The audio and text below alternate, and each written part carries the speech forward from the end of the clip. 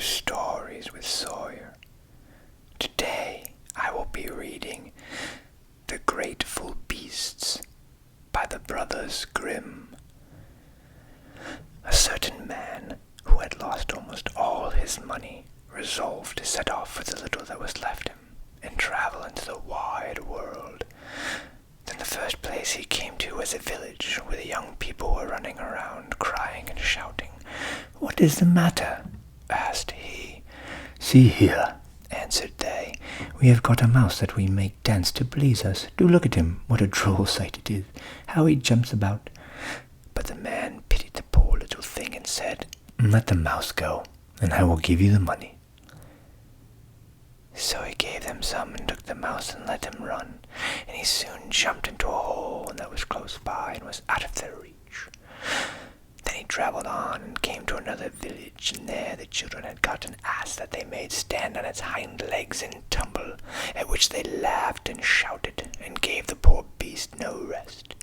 So the good man gave them also some money to let the poor ass alone. At the next village he came to, the young people had got a bear that had been taught to dance, and they were plaguing the poor thing sadly.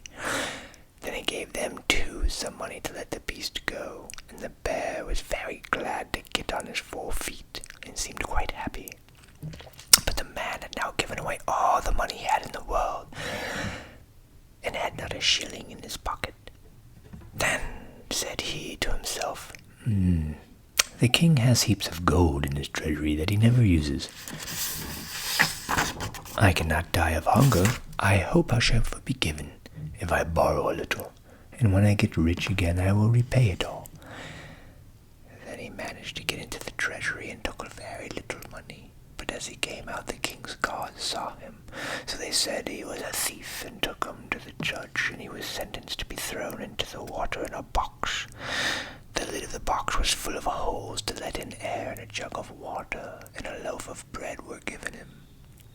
Whilst he was swimming along in the water very sorrowfully, he heard something nibbling and biting at the lock, and all of a sudden it fell off, and the lid flew open, and there stood his old friend the little mouse who had done him this service. And then came the ass and the bear and pulled the box ashore, and all helped him because he had been kind to them. But now they did not know what to do next, and began to consult together, when on a sudden a wave threw on the shore a beautiful white stone that looked like an egg.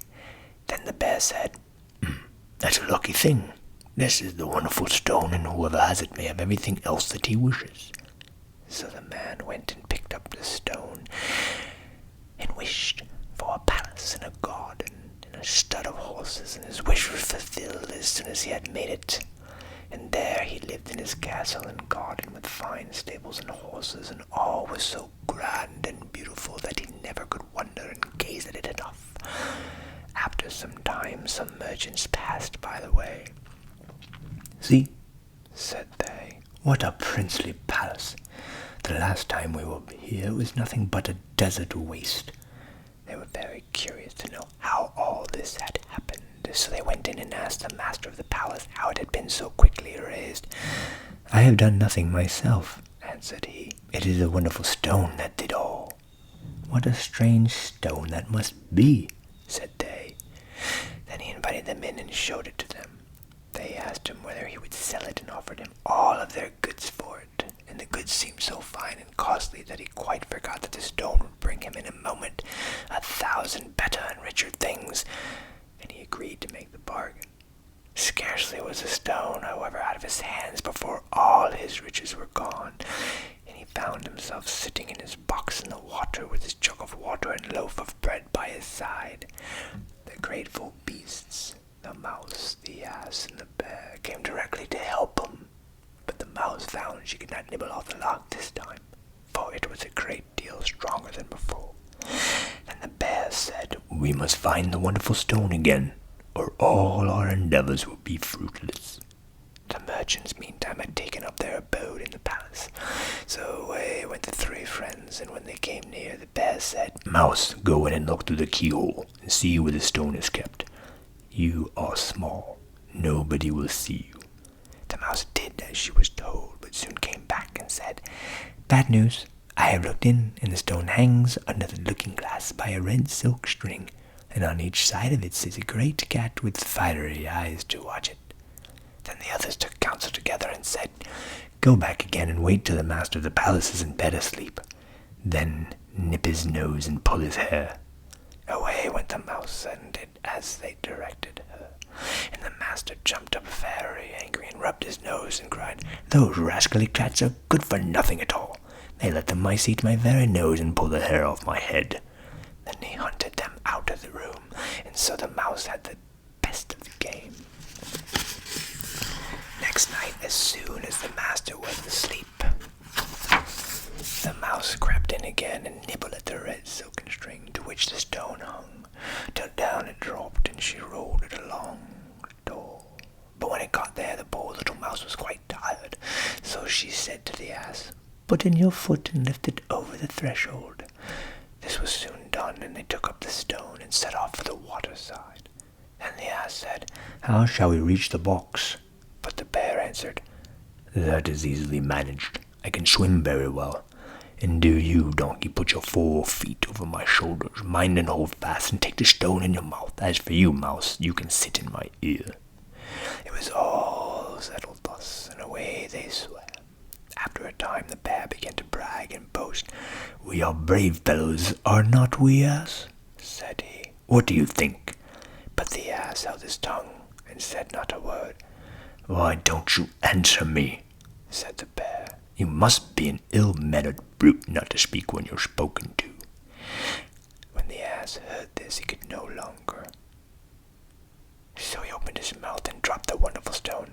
I could not speak, said he. Did not you know I had the stone in my mouth? Now it is lost, and that's your fault. Do but hold your tongue and be quiet, said the bear. Let us think what's to be done. Then a council was held, and at last they called together all the frogs, their wives and families, relations and friends, and said, A great enemy is coming to eat you all up, but never mind. Bring us up plenty of stones, and we'll build a strong wall to guard you. The frogs, hearing this, were dreadfully frightened, and set to work, bringing up all the stones they could find. At last came a large fat frog, pulling along the wonderful stone by the silken string, and when the bear saw it, he jumped for joy and said, Now we have found what we wanted. So he released the frog from his load, and told him to tell his friends they might go about their business as soon as they pleased. Then the 3 friends swam off again for the box, and the lid flew open, and they found that they were but just in time, for the bread was all eaten and the jug almost empty. But as soon as the good man had the stone in his hand, he wished himself safe and sound in his palace again, and in a moment there he was, with his garden and his stables and his horses. And his 3 faithful friends dwelt with him, and they all spent their time happily and merrily as long as they lived. The